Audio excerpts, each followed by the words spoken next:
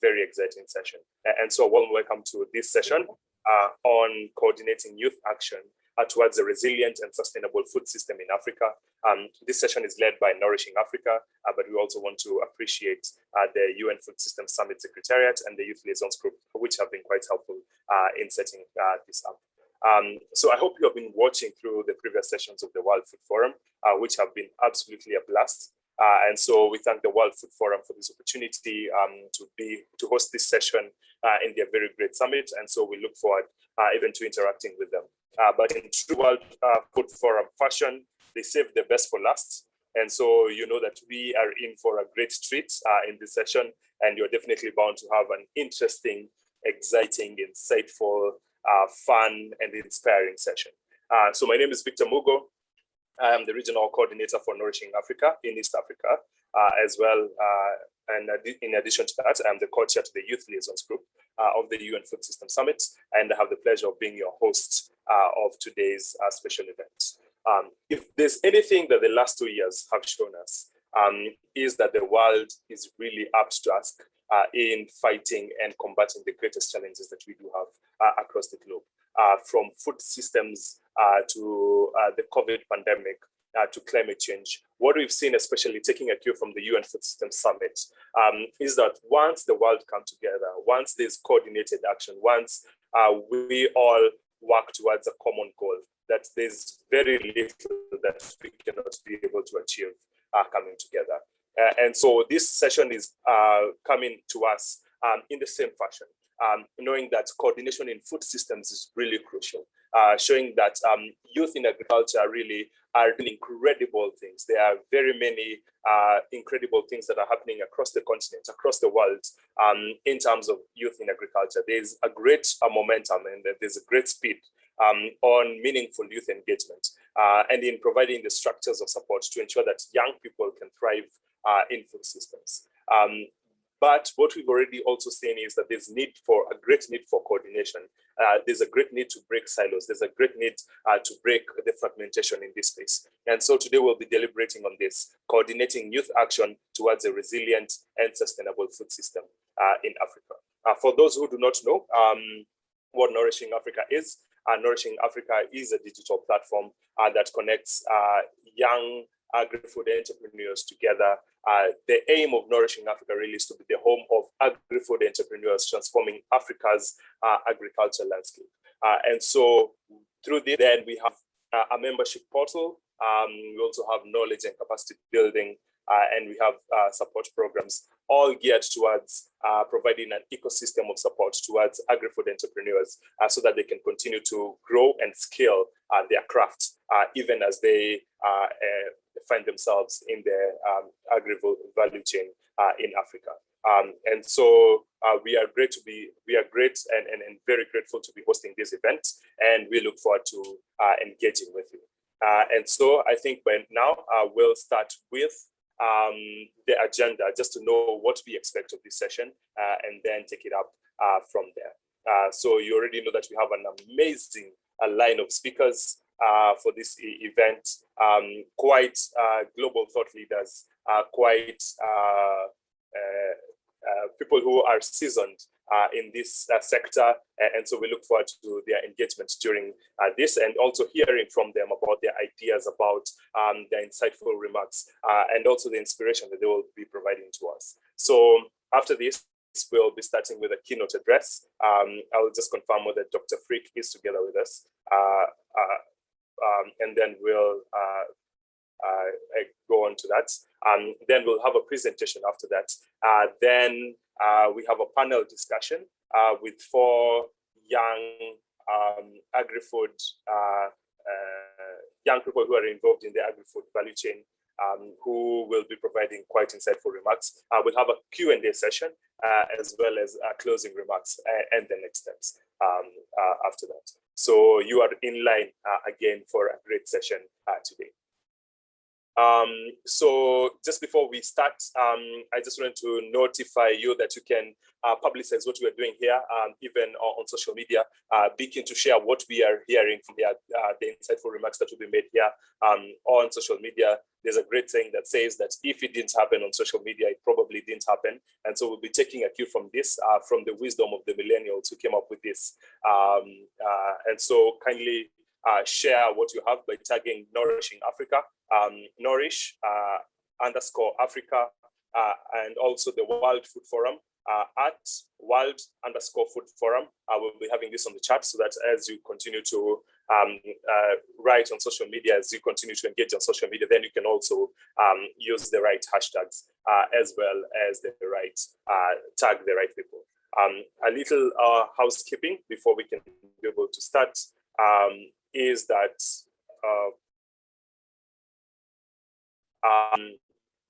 as we continue, you can use the express button just to share and to raise your hand, give a thumbs up, use the wave and contribute and call for attention. So this is just an opportunity for us to keep in touch with what's going on. And so the expressions button really come in handy throughout the session. After this, all attendees will be able to participate in all relevant phases of the event. So kindly use the chat function also to contribute and send in your questions. Your questions will be quite appreciated. Also, please ensure to address your questions to a particular speaker, just so that you can have a targeted engagement, and also we can have the right speakers being able to answer your questions. Also, kindly refrain from posting anything in the chat that is unrelated to this event, but also let us keep it civil, let us keep it as inclusive as possible. So we will really appreciate if you will do that. And then when allowed to speak during the Q&A session, and during that Q&A session, we kindly request to respect the group's time, especially because we do not have much time during this session. And after that, I think we can be able to get this off to a great start. So the next speaker who's going to be speaking to us has been described by the UN Deputy Secretary General as the engine behind the UN Food System Summit. He is no stranger to any one of us. If you've been keeping tabs with the UN Food System Summit for the last year, Dr. Martin Frick has been the engine that has been driving all engagement within the Food System Summit. And we really do appreciate him taking time off his leave just to come and speak to us. He is a great supporter of the youth, and today we have him together with us. And so without further ado, help me in welcoming Dr. Martin Frick to make the keynote remarks. So Dr. Martin Frick, the floor is all yours.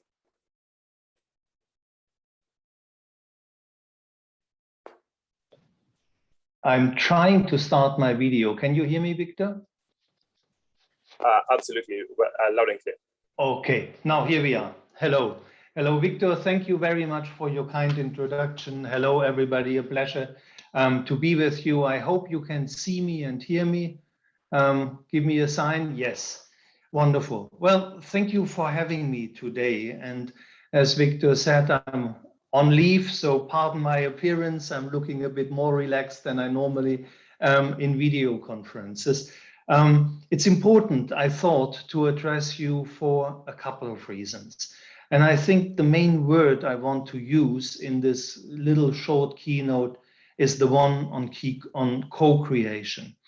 I've been working on and off with the United Nations for 25 years. And what I have seen in the last 25 years is actually a constant improvement in the engagement of different societal groups in UN processes. Why am I saying that? Because in terms of international public law, the United Nations is a club of sovereign nation states, and they are represented by their presidents, by their prime ministers, by ministers, by their ambassadors, first secretary, minister, councillors, all of the diplomatic machine. But often, to be represented by an ambassador somewhere is not presenting the full richness of what's happening in countries. We have seen over the last 25 years an increase in global challenges. war, instabilities, pests, a pandemic like the current COVID-19 pandemic, food insecurity, climate change, dramatic biodiversity loss. And in all of these topics, it has become obvious that often governments alone cannot solve the issues. Public money is limited, and often countries are small, and even the most powerful countries cannot fix big issues such as climate change or a pandemic alone. So we need global cooperation, we need multilateralism, but we need inclusive multilateralism. Some years back, I had the privilege to negotiate the UN Convention for the Right of People with Disabilities. And they had this wonderful slogan of nothing about us without us. And I think this is not only true for people with disabilities who know best what they need from society in order to lead a fulfilled life despite of the disability. This is basically right for everyone on this planet, and food systems is a point in case. I was checking the numbers. It is actually a staggering 4.5 billion people who in some way depend on food systems for their livelihoods. Of course, all of us depend on food, but for these people, it is in addition that either they are working in food production or they are dependent on somebody who is working somehow with food. Food is the biggest employer, but it's also the biggest impact on climate change, on biodiversity, on loss on forests, on usage of water, and so on and so forth. So an issue of this enormity needs the inclusion of everybody who is concerned with food systems worldwide. And that's a tall order. But this is what we have tried to do with the Food System Summit, in a way by bringing expertise from all walks of global society into the action track process, which had a permanent leadership of more than 500 people, but then in return, bringing all the energy, all the idea, all the holistic approach of the Food System Summit to the field. And you will know that we had 148 countries engaged in national level dialogues. And to every single one of these 148 countries, we consistently said it can only be successful, what you're doing in the dialogue process, if you include all societal groups. And that is true and most true for young people for many different reasons. I mean, it's a simple thing to say youth are our future. Well, of course they are. People like me are getting older, young people growing into responsibility. And while you today might still be a kid in school, in 2 years, you will be at the ballot box, you will be a full citizen with all democratic rights. And of course, the future is in your hands. But for food systems, it's much more direct than this, because food systems need talent. And as things stand, agriculture is something which is not attractive for many young people on the planet. But it should be, because the world needs you. The world needs good and smart farmers. The world needs innovation in food system. And sometimes it's staggering how little innovation you still see in food systems. But like anywhere where the past is too strong and old systems are too strong, there's tremendous opportunity for young people to make a happy life. And if you think of the current COVID pandemic, people are leaving the cities. People want to live in the countryside.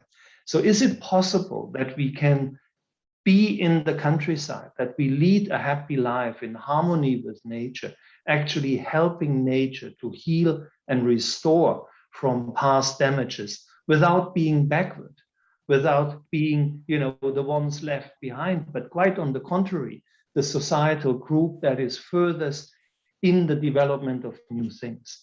I think it is, and digitalization is certainly one of the big possibilities to lead a life on the countryside, on the ground, working with nature, producing food, and being connected to the entire world.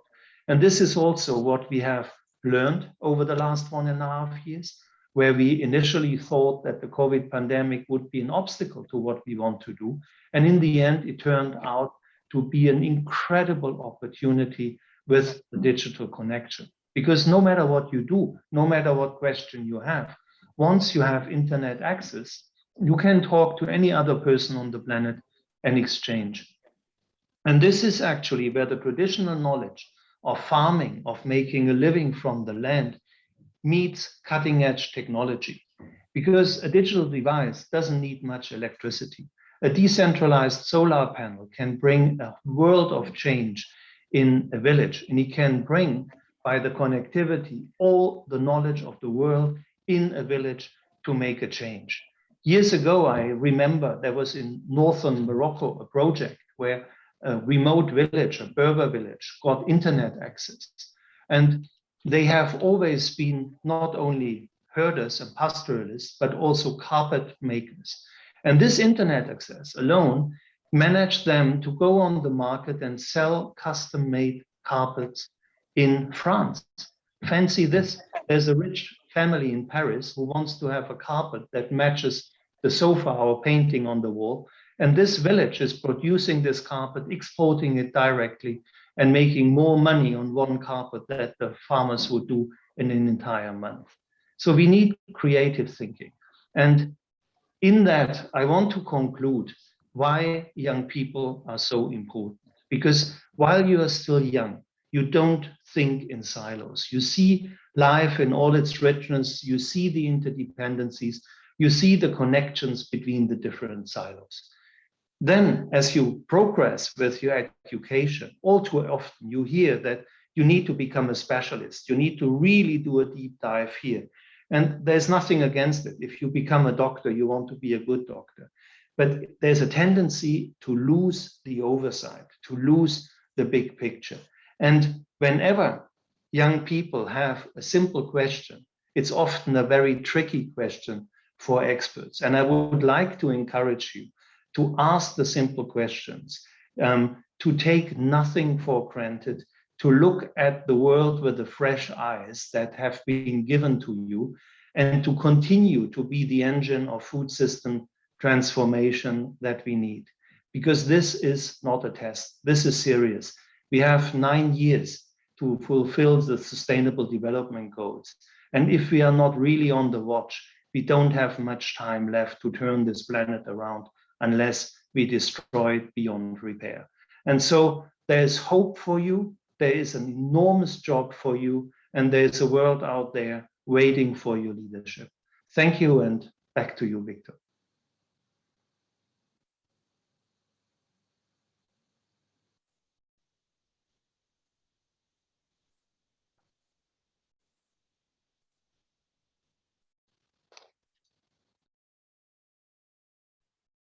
Thank you so much, Dr. Martin. I think we might have lost Victor. I think we must have. I don't know if you all can hear me. We can hear you loud and clear. All right, thank you so much for that amazing keynote address. And I will be the first to agree with you to say that youth have this amazing way of looking at problems and coming up with incredible solutions. And coordination is certainly key. Cooperation and consolidation of efforts is certainly key, and that's one of the reasons we're here today. Thank you so much for bringing out those amazing insights, and I am sure that when we get into the panel discussion, we will be having a deep dive on many of these ideas that you have shared with us. So thank you so much for the amazing insights again. So I think I will represent Victor while we await for him to come back to the event. So if we can go on with the slide. So next, yeah, I think I'm speaking next actually. So we're right on track. Thank you so much, Dr. Martin, for sharing your Twitter handle. For the participants, we can look at the chat to have to take a look at Dr. Martin's handle. And I see that Victor is here already. Victor, if you can let us know that you are connected to the internet and you're good to go.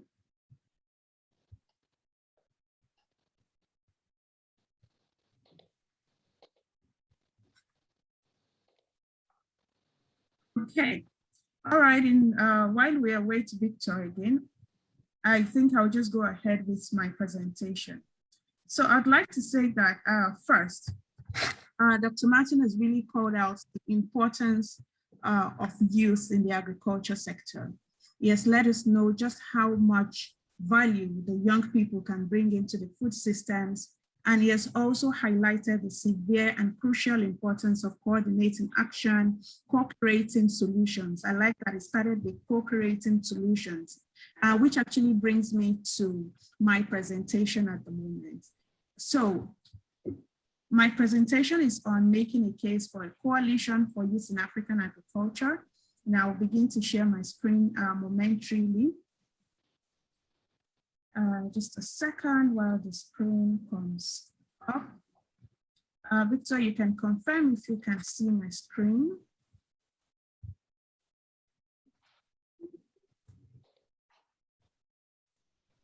Okay, is it confirmed? Can you see my screen? Yes, we can see the screen. Thank you so much. So good evening, good afternoon, good day, everyone. Thank you for joining us once again. So my name is Rahmat Infinjo. I'm co-CEO at Nourishing. Yes. And I will be providing this presentation really of Dr. Martin's statement. It was really a befitting keynote address and fitting right into my presentation. And I hope that this also fits right into the panel discussion. So I'd like to get us started with a background as to why we're making a case for a Youth in African Agriculture Coalition. I mean, the facts and figures speak for themselves. First, we know that over 60% of African population is currently below the age of 25. And by 2030, the prediction is that the number of youth in Africa will have increased by 42%. And looking at the numbers alone, the sheer number indicates that such a large population of young people on the continent can actually accelerate economic development, but only if there is an intentional investment in human capital development. Now we've seen a whole lot of emergence of young scholars, entrepreneurs such as yourselves who are on this call, professionals who are developing unconventional ideas that are simply transforming how we produce, add value, store, sell, and consume food on the continent. But then the issues are that young people are struggling to scale these businesses. Many of them are operating in the informal sector, and a whole lot of them are extremely fragmented, with young people in Ghana, working in silos. Dr. Martin had alluded to this severally. So we're seeing that many of them struggle to scale their interventions, and there is a problem to cause significant transformation in the food, simply because of the silos and the operations in the informal sector. Now, given that 80% of Africa's food consumption is marketed and handled mostly through private operations, there is an urgent need. There is an urgent need to take action to coordinate all the youth interventions towards scaling the various initiatives, driving investment and resources to youth engagement in the African agriculture and food sector. And that's why today we're making a presentation on the Coalition for Youth in African Agriculture. And this is one of the game-changing ideas of the United Nations Food Systems Summit. And so what is this coalition? It is a centralized Pan-African youth body that will leverage existing youth-led and youth-serving networks and partnerships to, one, identify, aggregate, connect, amplify, and generate investment for youth in agriculture. So we know that there are several youth organizations, youth bodies, and networks out there, and leveraging each of these organizations and networks, not reinventing the wheel, not creating another association, but leveraging the existing interventions and bringing everybody together on a platform. It helps to the various individual and organizational interventions and helps to aggregate multiple youth interventions, connect, equip, and empower this youth, amplify their efforts beyond their own individual portfolios, and definitely help to generate investment and support. Now, when we think about how the structural framework for this will be, so we begin to think of things like the membership, how will this be structured, how will financing come in, will it be physical or will it be digital engagement, and who would be the supporters and drivers and levers for this coalition. So in terms of membership, we know that there are certain countries in Africa that represent the continent's largest hubs for youth engagement. And that is where we're looking to pilot the coalition. Also, we understand that governance and leadership is critical and essential for any sort of body. And that is why the secretariat will also be critical. In terms of financing, we know that several youth networks and associations already have their various means of support, but then there is also a need to scale. So the coalition will definitely be leveraging financing and technical support from respective country governments and development. Is that food system challenges really are so big that they cannot be handled by just one person. They cannot be handled by one organization. They cannot just be handled by one constituency. They cannot just be handled, let's say, by the private sector or by smallholder farmers. We need all of us together in one place, in one room, discussing, collaborating, co-creating solutions. And co-creation really is the word today, is the magic word today, that once we come together, great things happen. And so it is time for us to leave our egos and logos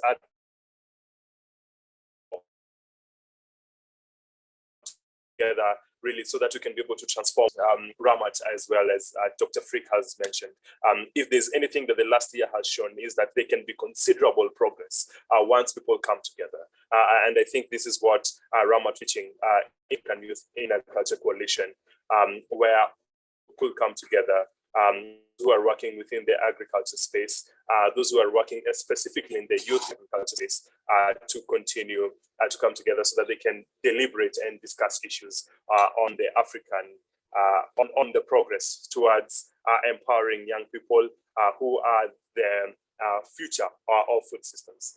And so I see Ramat is back together with us. Ramat, could you confirm whether you can be able to continue with your presentation? Yes, Victor, I am able to do so. Apologies, I think I'm having some internet issues, so I think I'll just keep my video off to have a better bandwidth. Fantastic. Do you want me to go ahead at this time? Yeah. Okay, so I will just go back a couple of steps. I was mentioning the various structural framework for the coalition. I know that many of you would wonder, so what would be the framework for this coalition? What would the membership comprise? What sort of secretariat? What would be the financing? What's the leadership about? And who would be the major supporters and anchors for the coalition? And that's what we have here on this slide, from membership in various African countries. But to test and to pilot this, we are looking at 6 African countries being the largest hubs for youth engagement and political and infrastructural support in the agriculture sector. And coalition will also consist of a leadership, that's the secretariat, towards executing the daily administrative tasks for the coalition. And we are also proposing a virtual platform where members of the coalition can definitely engage and share resources. And we hope that the coalition will leverage support, institutional support from governments and organizations such as the AFD, BAGRF, and so forth. And when it comes to what the key activities of the coalition would be, so we have conducted a broad and comprehensive survey of various youth networks and associations in the African ecosystem. And this is what many of these youth associations are already engaged in, but on a broader scale and to achieve impact at scale. This coalition will invest heavily in training and skill development for members and youth in agriculture, events and outreach advocacy to ensure that youth have a seat at the decision-making table and are able to support policy development in the agriculture and food landscapes, mentoring and coaching to develop the next pipeline of youth from the various rural and professional and educational categories in the sector, business development, especially for SMEs, fundraising, and of course, program implementation to design and implement programs across the various African countries as related to youth and various other sensitive areas, such as climate smart agriculture and gender inclusiveness and so forth in the agriculture space. And what are the key indicators for success? In terms of this, we know that To be truly successful and to truly transform the agriculture food system, it is important that the youth coalition focus on generating investment, generating and deploying investment to the youth in agriculture, also to increase the number of youth at the end of agriculture on the continent, to support SMEs and smallholder farmers, rural youth, as well as school-aged young people. And when we think about the impact framework, so the focused youth groups that will be engaged on the youth coalition will range from the agri-food SMEs to young professionals in agriculture, young people in agriculture training, and of course the rural youth. And the various inputs that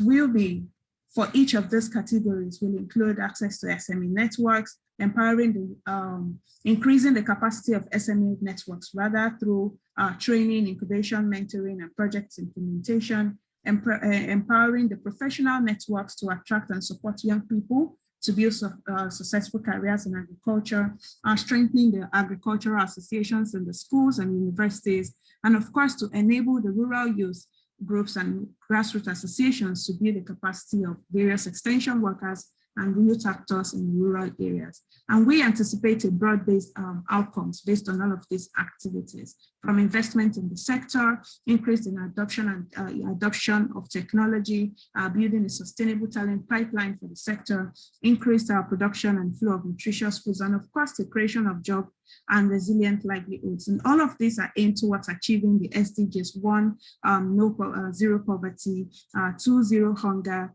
8, creating decent work and economic growth, 9, industry and innovation and infrastructure, 10, reduced inequalities, and definitely through the coalition, enabling partnerships for growth.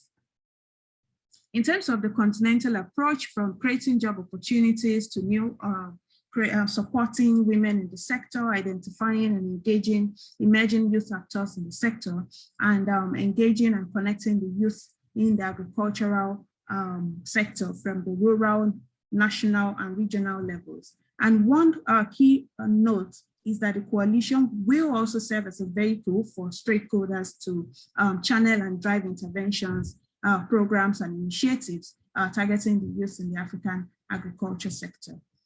And finally, we call on various stakeholders, and these are the key next steps, especially that we have been working on at Nourishing Africa in collaboration with several other youth networks. And we are at the stage where we are engaging various stakeholders, and we are looking to establish and implement the coalition and launch the coalition in the coming months. So I'll stop for now at this point, and invite our panelists to continue the conversations. Thank you so much.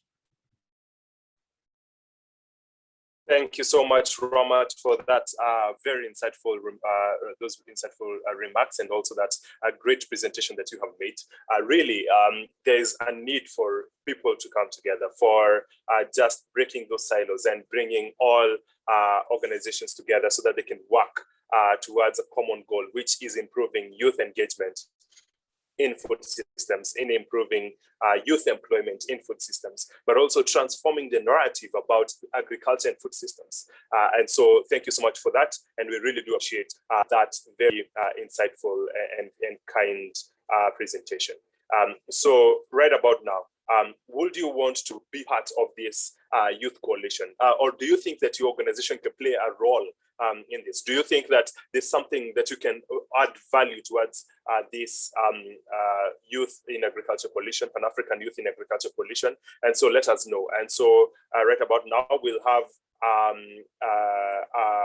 a link on our on the chat section where you can just go and just fill in that link, and then you will be able to get more acquainted about the Nourishing Africa, but also about the African Youth in Agriculture Coalition. And so I have just put a link on our chat, and so which is available to all of us. And so just go and let us know about what you think about the African Youth in Agriculture Coalition. What are some of the steps that you need to to be made? Are there organizations do you think that you would hope to be part of the coalition? And I know that by coming by all those ideas, by that co-creation of solutions, then we can have a really great Pan-African Youth in Agriculture Coalition. And now I think we're transitioning to the next stage of this great session. It's really bad to speak about young people without speaking with them. And so we've seen in very many rooms and in very many sessions where people are discussing young people without the young people in the room.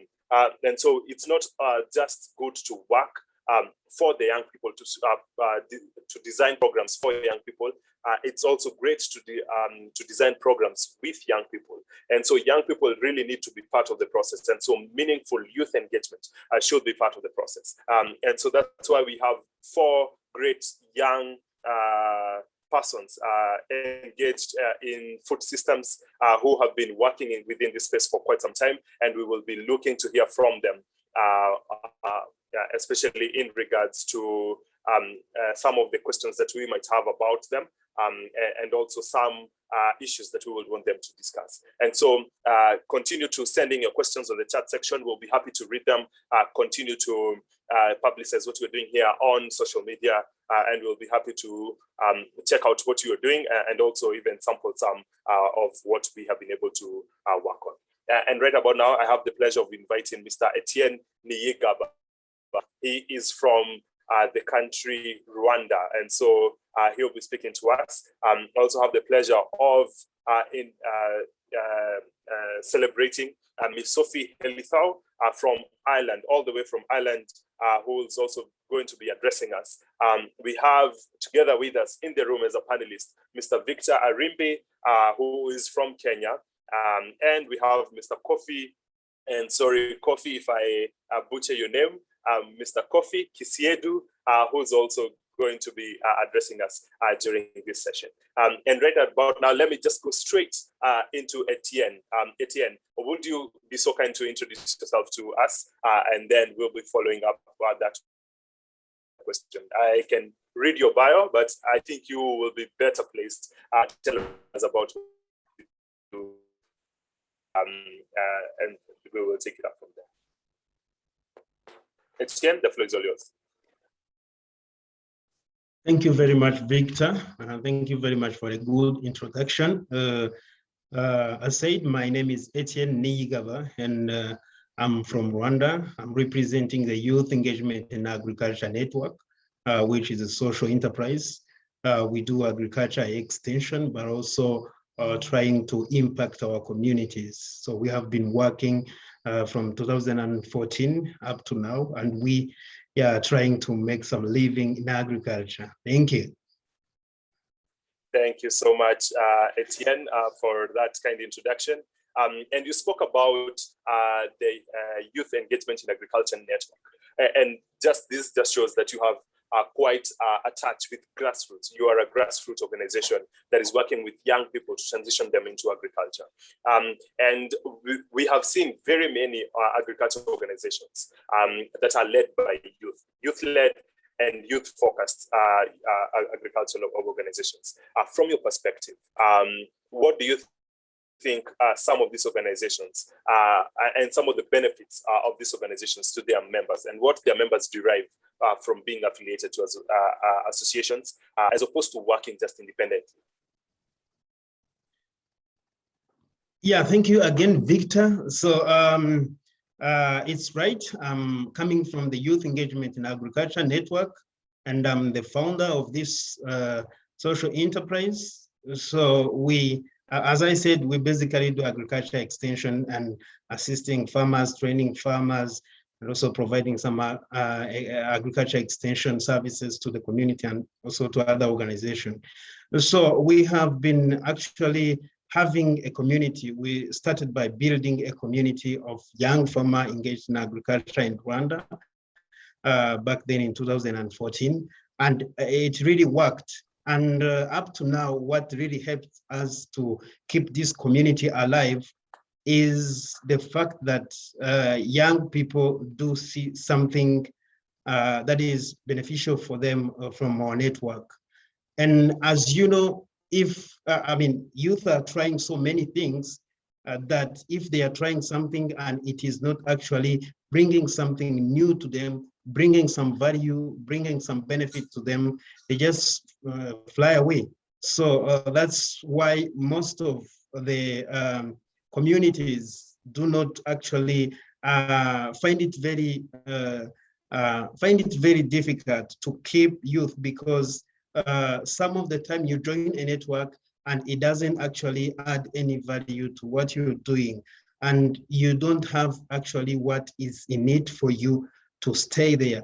So we have been trying to create awareness of youth engagement in agriculture, and from there, you know that we are having a forum in Rwanda, which is called Rwanda Youth in Agriculture Forum. It was founded in 2016, and I hope that we had some advocacy for this forum to be there. So there is also a consideration of youth in agriculture by the ministry and other key ministries, so that the youth can see themselves in this activity of agriculture. So we also inspired some youth to have their own agribusiness enterprises and initiatives. So we are now having youth-owned farms. We have youth-owned agribusinesses. We also created opportunities. Also, we shared opportunities to young people, showcasing, publishing the youth agriculture stories to help them to secure further opportunities, including studies, employment, business mentorship, professional networks, all those in agriculture, just for them to see what is in yarn for them. So we had also youth who are attending national, regional, international conferences, like I'm attending this one. So we also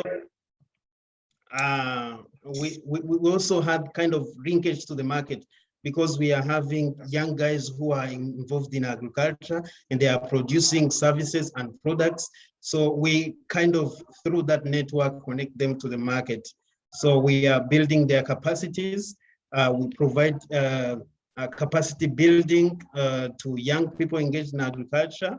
And we also help them to join farmer professional networks or agribusiness professional networks. So with our network, we try to create like commodity specific professional networks where everyone is engaging and they can just improve their skills through peer-to-peer learning. So we try to craft so many things so that we can keep our community working, and it's working. We are having a community of almost 30,000 farmers, including youth in Rwanda. Thank you. Fantastic, and great to hear about that, especially on what you're doing in building up a network of young people, but also the kind of value that you are providing to these young people. I really like your point when you mentioned that networks really need to provide value, because young people will move where there's value. And so thanks so much for that. And I have seen that you are working really on digital extension, and you mentioned that you are working on digital extension in Rwanda, which is quite a great way to provide extension in this time and age. If there's anything that the COVID pandemic has done, is to accelerate the kind of technology acquisition and also the use of technology even in rural areas.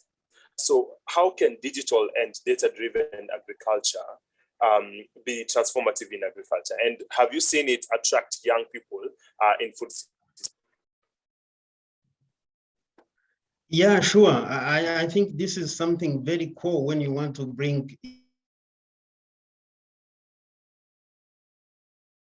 because as I said, we started, I'm trying to share our stories so that maybe you can get what worked for us. So we started in 2014, and we mainly started with digital tools, with social media, with internet, and we didn't have even an office. So we tried to put everyone together through digital means, and it really worked, and people were sharing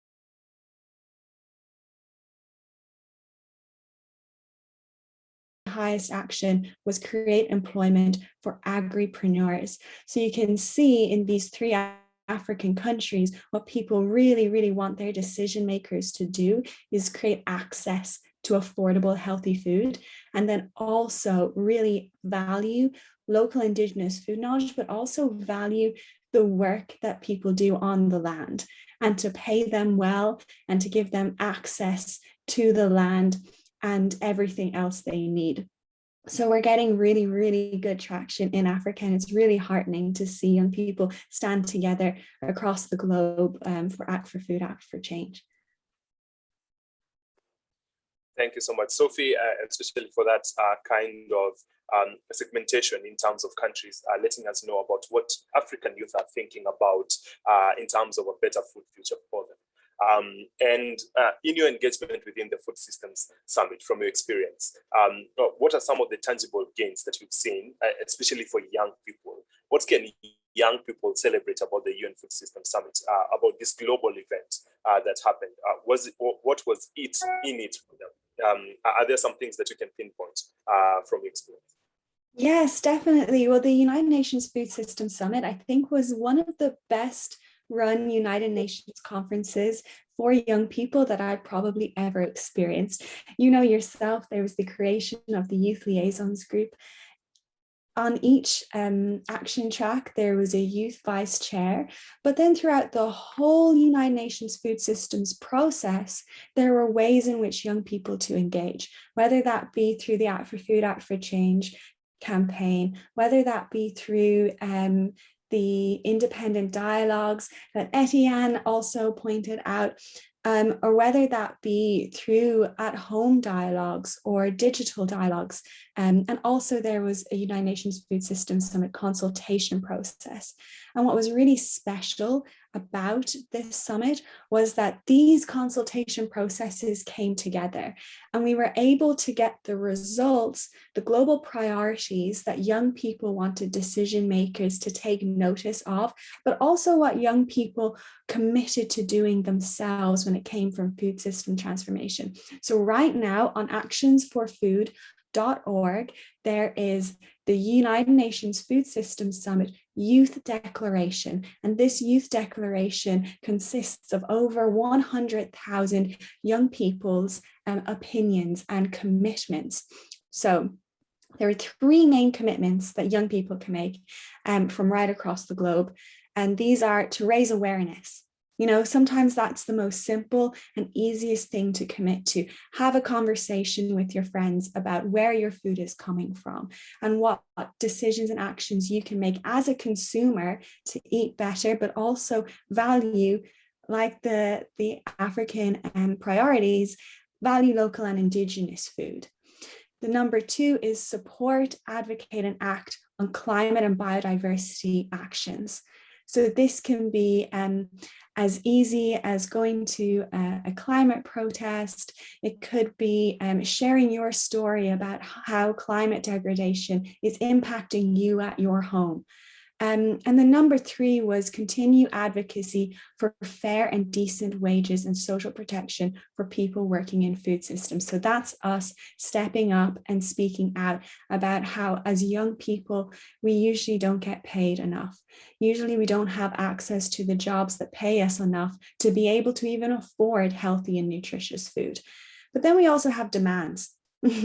Because what are we if we don't have demands as young people? We need to work with decision makers and people in decision-making positions so that they hear us and that we don't just act alone. So our first demand was support healthy and sustainable consumption patterns. Our second demand was ensure that everyone has access to safe and nutritious food. And the third one was to create a food system which is resilient to shocks and stresses from climate change, disasters, and conflicts. So I'm going to put that link in the group chat. So hopefully everybody at home can take notice of it and share it, and also help learn from it as well. Thank you, Victor. Back to you. Thank you, Sophie, for that. And we really do appreciate your kind opinion on all these factors. I really like your statement. Let us step up, step out, so that we can be able to transform our food systems. Yeah, so I will go directly to Victor, who is my namesake as well. So Victor Arimbi is from FAO, and Victor, you are very, very welcome. Kindly introduce yourself in the next very few seconds. I see that you are running out of time. Great. Thank you, Victor. So I hope you can all hear me. My name is Victor Arimbi. I'm the community manager for Our Platform.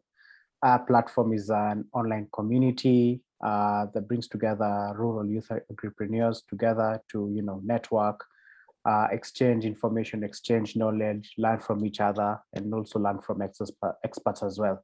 So in a nutshell, that's what the Our Platform is about. It's a joint initiative between FAO and East Africa Farmers Federation. It just launched 3 weeks ago. We actually launched it together with UN Food System Independent Dialogue. Victor was there as well with us, and I'm sure seeing a couple of familiar names here on the call as well. Yeah, over to you, Victor.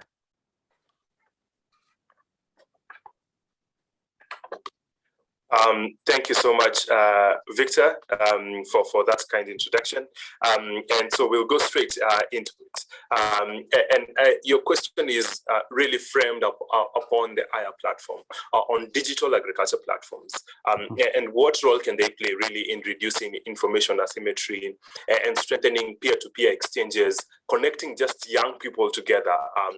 And as I noted before, it's sometimes that the food system space can be quite lonely, especially because so much fragmentation. And how can these digital platforms be used as a conduit for strengthening peer exchanges and improving access to training and youth? From your experience, Bill.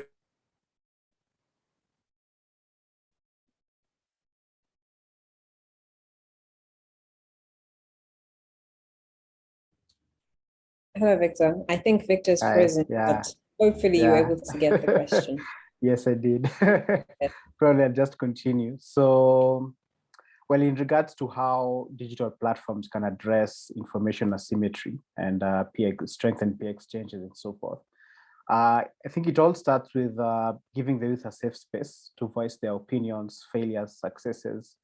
And I strongly believe a safe space to us youth means a place that encourages vulnerability, for youth, by the youth kind of approach, a place whereby I want to learn simply because I don't know, and I'm not afraid to, reveal that to other people and stuff like that.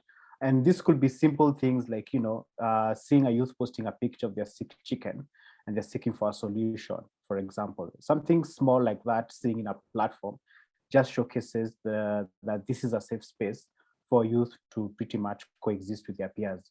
And concerning training and mentorship as a component through which digital platforms have an opportunity to leverage a lot, I'm of the opinion that it's all about access, or rather free or low-cost access, to give the youth as far as learning this, learning that, and any type of learning, whether it's content or online courses, need to be very outcome oriented. Also mentorship and e-coaching as well. Some of the structures I've seen very successful among the youth need to be people who are mentoring and coaching this youth to be youth themselves. If not, however much they are not that much full of expertise in their specific fields. You've seen a lot of traction when you see an older, younger, in quotes, mentoring someone else who's also young. There's an element of familiarity, an element of warmth and friendliness and rapport that can be built much more quicker than we've seen probably a way older expert coming in, like an older subject matter expert coming in and delivering a form of mentorship session and so forth. So access is very important, and giving free or low cost access is extremely important and way more beneficial to give to the youth, especially through a digital platform. The reason why this is very clear from our end is because before we set up and developed the platform, we did a digital assessment research across Kenya, Uganda, and Rwanda. And we found out that financial inclusion was a very big hindrance for the youth to access relevant, actionable, outcome-oriented learning content, specifically in the agri-food system, from production to processing, to access to markets, to being investment readiness, and so forth. So you can imagine the whole value chain from crop being planted to food being on the plate. I mean, financial inclusion was a big hindrance. So imagine a one-stop shop whereby, the youth could plug in different learning content that will support them across the whole journey, or support that one rural youth who has a certain activity or has a certain agribusiness that is providing value at one of the touch points of the agri-food system value chain. I mean, the possibilities are limitless, to be honest. So currently, there are so many organizations we are working with to do capacity building with rural youth across Africa. We have AWAN, we have Nourishing Africa, who we're in talks with, FAO, definitely. We have JR Farms in partnership with ILO. We have East Africa Farmer Federation, who are giving us amazing learning content, augmenting them and bringing them into the platform. A key contributing factor that digital platforms offer to the agri-food system is more of a facilitator role and a collaborative role rather than just a production or a producer kind of role.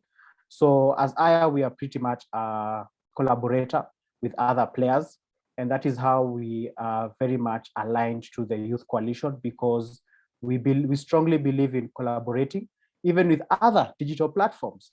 Why? Because we strongly believe that different digital platforms have a space to be positioned in uniquely across Africa and across the people that we serve, being rural youth. And I'll actually echo what Sophie mentioned, that in Kenya, creating employment for agripreneurs is such a key demand. And we're very intentional to ensure that the platform delivers that kind of impact, not only limited to capacity building, but also through encouraging the youth to exchange with one another. Some of the things we identified that although the youth enjoy being in platforms, you find that most of them are very silent and waiting for the other person to, posting content and stuff like that. So one big thing we've recognized is we need to, as a platform, we need to enforce a type of behavioral change whereby we encourage the youth and you tell the youth, hey guys, as a young person, your content is worth sharing, your knowledge is worth sharing, the information you have if you're a potato farmer, the experiences you've gained over the last couple of years are worth sharing with one another. You don't need to wait for a subject matter expert to share content, to share your success stories, to share your failures with one another. It's a safe space. I mean, right now, we haven't noticed Facebook, Instagram, and WhatsApp is down, all right? So you can imagine the type of conversations that have halted, the type of businesses, the number of businesses that have halted operational simply because of such platforms not working. So as far as the power and the role of digital platforms in agri-food systems, if it's working, that's great. If it's not working, things can get a bit nasty and messy. So that's one thing also from our end as our platform. We are looking at, how can we be sustainable? And that's where collaboration with other partners like, Nourishing Africa and other platforms comes in handy as well. Yeah, over to you, Victor. Thank you so much, Victor, for that a great explanation about what Aya is doing in trying to bridge that fragmentation within young people who are engaged in food systems and trying to bring them together. And there are opportunities that you're providing to them as well. I do appreciate that. And we look forward to hearing from you even as we continue.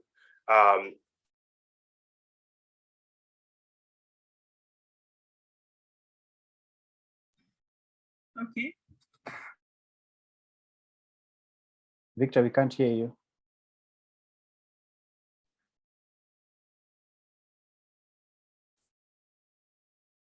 Victor, we can't hear you. Can you hear us?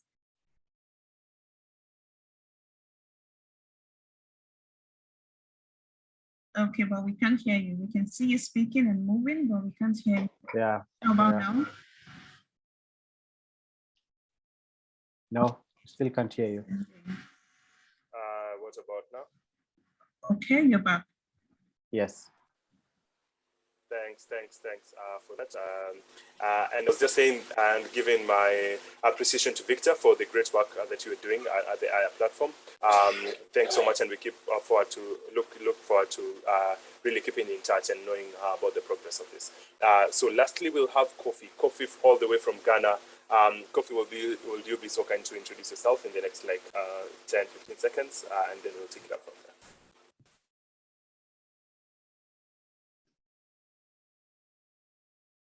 Okay, so at this point, I'm not so sure whether I'm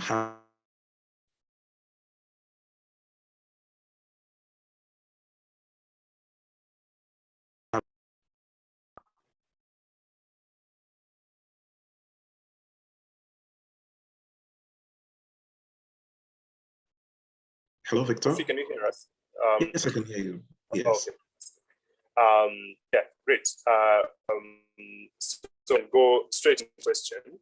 And thanks so much for being together with us today. So I wanted you to really reflect on youth organizations, youth-led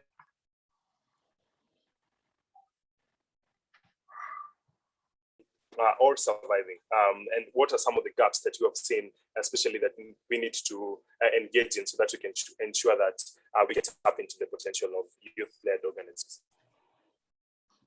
Right, thank you, Victor. Yes, so as you already introduced me, I'm coordinator for YPAD Africa, and YPAD is the Young Professionals for Agricultural Development. The youth-focused organizations, as we've known them to be, are all on their missions. And I noticed that no single organization is well placed to solve all challenges in the food systems all at once, especially when it comes to youth engagement. And so, yes, with YPAD, our passion lies in enabling and empowering young agricultural leaders around the world to shape sustainable food systems. And we do so by promoting agriculture among young people. Yeah, and we also support the development of curricula for youth and youth development, and also hold awareness campaigns on related topics. Yeah, but in all the work that I do, I always keep asking myself a few questions. That is it that youth are just called to the table to be there? And also, are youth prepared to take leadership? And also, what exactly are youth bringing to the table when we are called to the table? So these are the thoughts that drive me as I work within this space. And I noticed that involvement of the youth actually goes beyond sitting at the table for decision making. It comes also in participation and implementation of actions to revolutionize the food systems. So with this, generally, what I would say are the gaps would stem from the findings of the Youth Declaration that was just put out a few days ago. This also had inputs from the youth position, the youth and agriculture, our position, which stemmed from our regional dialogues on the food systems. Yeah, and so through this, we noticed that it is important to enable youth leadership in the development and implementation of actions to contribute to efforts that are trying to transform our food system and value chains. And I would want to give a practical example of what we do in our work to do this. YPAD is hosted by FARA. FARA is a forum for agricultural research in Africa, Forum for Agricultural Research in Africa. We have teamed up also with the Africa Leadership Academy to establish a biannual masterclass on AR4D, that's Agricultural Research for Development, to build distinguished leaders who will be well equipped to participate in high-level discussions. Yeah, being able to articulate the issues of youth in the sector, the challenges that be, and then the way forward from the youth's perspective. We believe that this would help youth to thrive in agribusiness as we encourage them to get involved.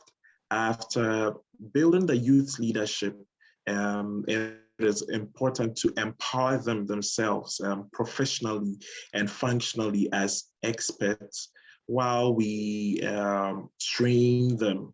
And so these trainings would be able to eliminate the barriers that there are to to youth accessing resources and even education and opportunities to get involved in the food systems. Yes, and so through our work, we actually organize researcher trainings, and this is also with the same institutions that I mentioned. So youth get the opportunity to work with researchers and get hands-on experience, which would help them as they progress in their career. Yeah. Absolutely, and I think this is really important, especially considering that these are young professionals who are in the agricultural space. So working together with established researchers can really push them and take them forward. And thank you so much for that kind intervention. I know that we are strained of time. We have just a few minutes for Q&A. And I see a question that has already come out. I think these questions will be directed to different people across the panel. The first question I think will go to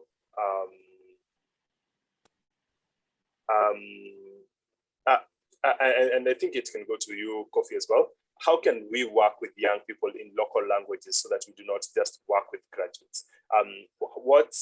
How can we work with everyone across the youth engagement, despite where they come from, their educational levels, their also employment levels? How do we work with youth across the whole spectrum of things?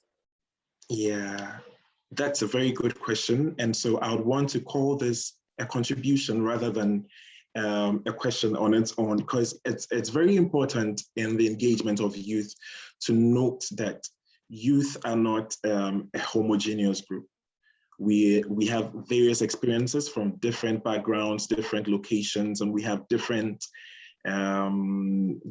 factors affecting us while we try to contribute in the food systems. So with this, it is important, as I said, to make, that was in my previous submission, for us to make every effort to remove barriers that there may be for youth to access resources, to access education, finance, everything that would help position the youth to effectively contribute. Yes, and this comes with a conscious effort as to making sure that we don't select youth from a particular cross-section. We should be able to select youth from a cross-section of the sector so that we are able to effectively maximize our impact in the sector, particularly with regards to youth engagement. Thank you so much, Kofi, for that answer, and really thank you for that. I think we can raise up our hands. I think we have that ability to just unmute you and then be able to ask that question. So you can raise up your hand and ask a question, and we'll be happy to unmute you, and also you can be able to direct it to a person in particular. But there's a question that has come to Victor that says that it is the case that women, especially in emerging economies, do not have access to digital services and do not have equal access as compared to their male counterparts. So what are the necessary steps that can be undertaken to reduce this digital divide, especially for women? Victor, if you can be able to take that question as we wait for participants to raise up their hands, or just ask it on the chat section, and we'll be happy to allay them to the panel speakers. Thank you, Victor. I strongly believe gender equality is it's a component that we all need to own, and we don't need to leave to women to advocate for such a change. And in that spirit, one of the things that the R platform works to achieve is to bring all youth, both women, young women and young men, to actually advocate for gender equality. in different components. And one of them, because when you look at it broadly, we find that other than women being prevented their own rights, probably to own property, have access to natural resources like land for them to, do their farming in peace and so forth, and even have them having time from their daily duties, which is more now a culture thing, we should take responsibility as youth to actually educate our peers back in the rural areas and actually, change their mindsets, change their way of seeing things, and then at the same time, also address now the other roadblocks that will present themselves as soon as those, mindsets and way of seeing things, cultural differences have been sorted out. And one of those things I'll actually share, which cuts across not only for women but also young men. Although young women is highly, it's a highly it's a highly big issue. It's on digital illiteracy. One thing, you have women not being educated, although this is something that has caught quite a bit of traction, especially across East Africa, governments pushing for this agenda, left, right, center for the last couple of decades. It's now important for us as youth, not just limiting to women, but also us young men to actually take the torch and hey, educate our daughters, educate our sisters, advocate for, there are people out there who don't know this thing, who don't know how to use a smartphone. And most of them are women because they're being told to, go fetch the water in the well and so forth. And they're really pretty much forced into these household duties. And you find a mother who has 3 kids and they don't even know how to use a smartphone. It's only the husband. So such things need to be pushed through, advocated through. And one of the ways to push such an agenda is to come together. And digital platforms have a powerful way to push such agendas in ways that, we may not achieve if we depend on extension workers or 1 or 2 people going to a village and making such narratives. So digital literacy is one thing, other than the cultural differences I've shared earlier. Digital literacy is one thing which can be pretty much dealt with by encouraging peer-to-peer knowledge sharing, meaning I as Victor, if I go back to my country and I talk to my cousin and I teach my cousin who's a young lady how to use a smartphone, how to use Twitter, how to set up a Twitter profile and so forth, how to join Aya, and how to know how to start fish farming, for example, if she lives in the lake region. I've done something, and you can imagine that young lady being able to talk to other 10 ladies in their chama, in their women's group, for example. Then you have an exponential impact that, compounds over time. Within 3 months, 6 months, 1 year, you have 300 women affected. So you find out that digital platforms have an inception role, and the whole process catches fire by actually encouraging, facilitating conversation, facilitating that advocacy effort, giving people like us the knowledge, the narrative, the words, the expertise to actually say, okay, so this is what we need to advocate. Okay, I need knowledge in this. How do I do this? How do I talk to someone in the rural area in this capacity? I need someone who probably will help me translate that if I'm going to a certain region. How do I approach that? And once that is done, we all win at the end of the day. And also, in conclusion, you find that rural youth organizations in the rural areas have such a key role to play when this is concerned. Yeah. And the more intentional they are in advocating for women's participation, young women's participation in food system, and seeing and understanding the impact it will have to their lives and to them, the sky's the limit, to be honest. Yeah. Absolutely, Victor. I do agree with you that the sky is the limit, and thank you so much for highlighting especially the plight of the young women. So we speak about women and we speak about youth, and so young women particularly are quite vulnerable in terms of this aspect, and especially in digital illiteracy. I see most of you have decided to send your questions to my to me directly, and so I'll be reading them to you. And this question is directed towards Sophie, and Sophie, I think this comes from the point of the UN Food System Summit, and so there have been very many commitments that have been made in terms of meaningful youth engagement during the Food System Summit process. How can we hold governments accountable and so that they can expand youth participation in decision making and enforce youth supportive policies? Sophie? Great question. It's a big question. I mean, I think as young people, there's power in numbers. And if we stand together and we speak out, and I think what really works with governments is naming and shaming a little bit.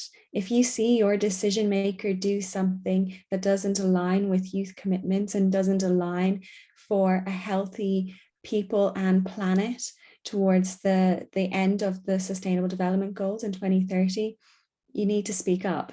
You need to have your voice heard and you need to showcase it. And I think standing together across the globe really works for that. Because when you look at about how decision makers are letting young people and future generations down, it's a lot of the same. It's a lot of words and little action. It's creating conflict and not peace. It's ensuring that food prices rise, living expenses rise, and ensuring that young people just can't afford to live when it comes to it. It's ensuring that young people don't have access to jobs and a safe economy for them to live in. So if we stand together and hold our decision makers accountable very publicly, they, I hope, will have no option but to listen to us. And that's, as a young person in Ireland, I'd like to stand with, where you are, Victor, and I hope you would stand with me, and that we really see no walls or no boundaries when it comes to ensuring that our planet is safe for future generations. It's not just a country or region issue anymore. It's a global issue, and we really need to start looking at it like that and holding decision makers accountable, for sure. Great question. Thank you so much, Sophie, and really bringing to the fore that we need, and we have power in numbers as young people, and we have all that it takes so that we can be able to create the kind of transformation we want, and we really can be able to advocate and really be able to push the narrative to transform our food systems for a better food future for ourselves, but also for the generations to come. What a subtle way to end this. And right about now, I would just want to take it to Ifi Umuna, who's going to be closing this session for us. I just want to thank each and every one of the panel speakers for their great remarks, quite insightful. They are quite thought leaders. They are quite global experts. They have so much experience, and we really the kind of questions we have been able to push to them, but also the great answers that they have come out of it. And so right about now, I'll push it over to Ifi, who's going to be closing this for us. Thank you so much, Ifi. You can take it. Good afternoon, good morning, good evening. Thank you, Victor. This has been an exciting and riveting conversation. There's nothing that has made me happier than seeing or hearing the topic of youth and youth engagement in agriculture and food being discussed by actual youth. I think it's exciting. I think it's incredible. I want to see more of it. Thank you to Victor, to Ramat and the team for organizing this, to our incredible speakers and our partners. Apologies again for all the internet connections. We live in a virtual world. It happens. And when it rains, it pours. But thank you again for joining us. We look forward to continuing the conversation. We look forward to more engagement. Please, feel free to contact us and the speakers involved as well. We'd love to hear more from you and your thoughts on both the coalition as well as many other topics that we discussed. And we look forward to seeing you very, very soon. Have a wonderful day or evening. Bye-bye.